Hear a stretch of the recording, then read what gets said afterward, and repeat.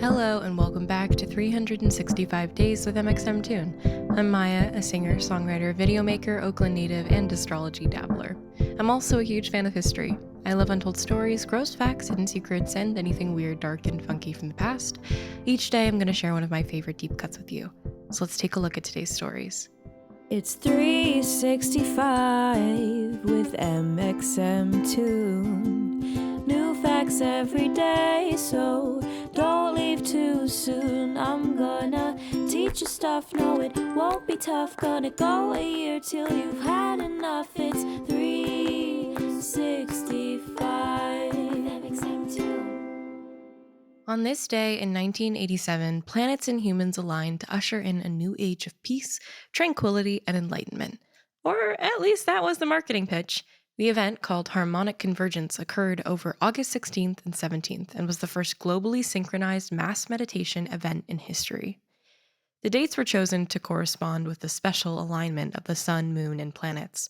People believed that harmonic convergence could harness the universe's energies and trigger a great spiritual awakening for humanity. They believed that it would mark a turning point to a better world, or maybe trigger the end of the world as we know it. So let's reverse. On August 16th, 1987, the sun, moon, and 6 of the planets formed a perfectly balanced equilateral triangle, a shape called a grand trine in astrology. Astrology is a field that interprets or predicts human events based on the movements of stars and planets. In astrology, trines indicate peace, harmony, and beneficial outcomes. A group of New Age believers concocted the theory that if enough people could gather during this planetary convergence, a powerful spiritual and physical revolution could be awakened. While it may seem a little kooky to some, the idea of a connection between human power and planetary alignments is an ancient one. Religions and cultures throughout history have mapped human destiny with the movements of stars and planets. We've seen evidence of this in the records of the Aztecs, Maia, and other indigenous groups in the Americas, in the philosophy of Buddhism, in Christian theology, and in Hindu sacred texts, just to name a few. And you probably won't be surprised to hear it pops up in pop culture too. For example, fans of the Nickelodeon show Avatar: The Last Airbender and its sequel, Legend of Korra, will probably recognize the term harmonic convergence. In the mythology of that world, harmonic convergence is a planetary alignment that only occurs once every 10,000 years. That's not the case in the real world, by the way. When the planets align in the fictional Avatar world, the portals between the material world and the spirit world open, and good and evil battle for dominance. In the real world, while the planetary alignment in 1987 was notable, it wasn't particularly rare or remarkable by the standards of most scientists or even astrologers. The people who pitched it as a unique event were two New Age theorists living in Boulder, Colorado, Jose Arguelles and his wife, Loidine Burris Arguelles. Harmonic convergence was their brainchild, although their primary work was reconstructing a cosmic spiritual calendar based on Mayan and Aztec mythology. In fact, remember that theory that the world was going to end in 2012? Well, Jose and Loidine were major proponents of it. They and others claimed that according to the ancient Mayan calendar, the world as we know it would end on December 21st, 2012. Whether that meant an alien invasion, an apocalypse, or the opening of a spiritual portal, well, that depends on who you're asking. Spoiler, as far as we can tell, none of this happened. In fact, historians have said all along that the Mayan calendar did not predict the end of the world in 2012. The calendar itself, though, is a massively complex and scientifically sophisticated system. It measured the length of a year more accurately than our modern calendar, and it may have correctly identified that the Earth is billions of years old. The Maya had that figured out in the 1st century, and modern science wouldn't get there until 1953, almost 2,000 years later. One thing the Mayan calendar may have successfully predicted, though, the Spanish invasion in 1519 that would eventually destroy their civilization. Yikes. But let's get back to 1987.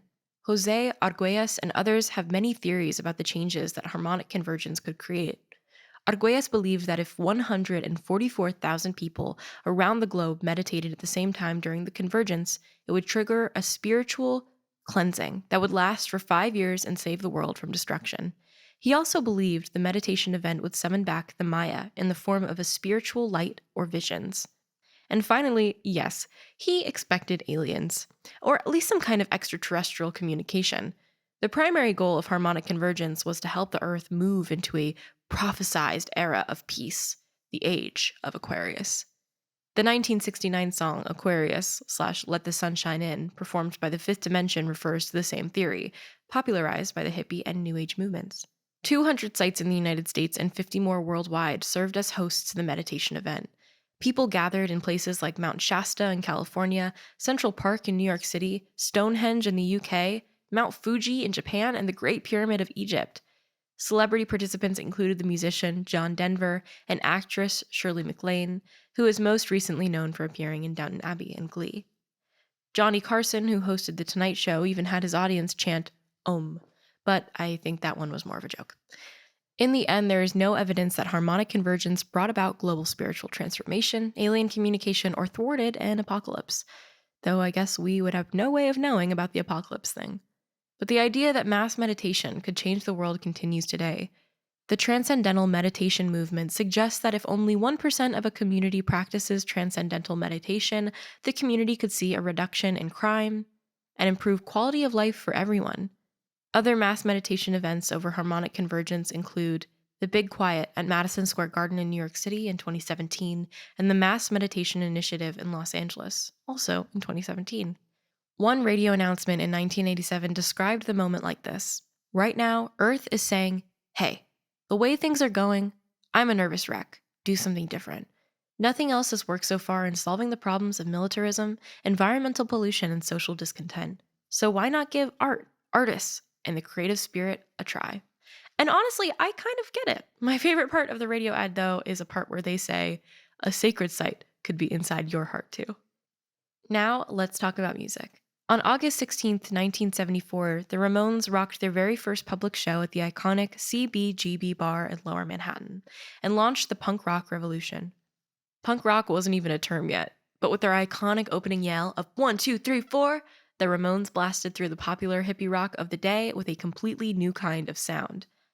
The co-founder of Punk magazine called their signature sound a wall of noise, but he remembers the energy that they incited, the sense of experiencing something completely new in the grungy depths of a divey music club. CBGB was the club at the heart of the punk rock revolution in downtown Manhattan, and the Ramones quickly became an influential force in the underground rock scene. From that point on, bands like the Sex Pistols and the Clash rose to fame with that same brash, chaotic sound the Ramones had pioneered, solidifying punk rock in the music halls of fame. Sadly, CBGB closed officially in 2006, after they lost a deal to resign the lease on their space. In a classic New York tale, the landlord wanted to raise the rent, and the club owners couldn't afford it. Patti Smith headlined their final show. Locals in the neighborhood still talk wistfully about the days when punk rock ruled that block. And now for today's final segment, I'll be going into my own photo archives to see what I was up to on August 16th in my life. On August 16th, 2016, I was oh my God, what year was I? Oh, I guess I was a junior in high school. Yeah, I was a junior in high school. I was a junior leader for incoming freshmen at my high school.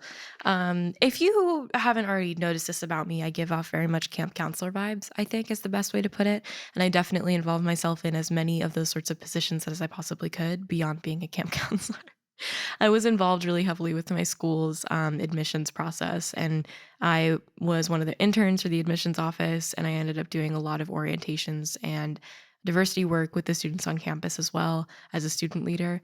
Yeah, I don't even know why I'm sharing this. I think I just have really fond memories of being in that position of leadership and helping young kids who were just entering into the high school experience, trying to figure out like what they wanted out of it. And I think that was really fulfilling.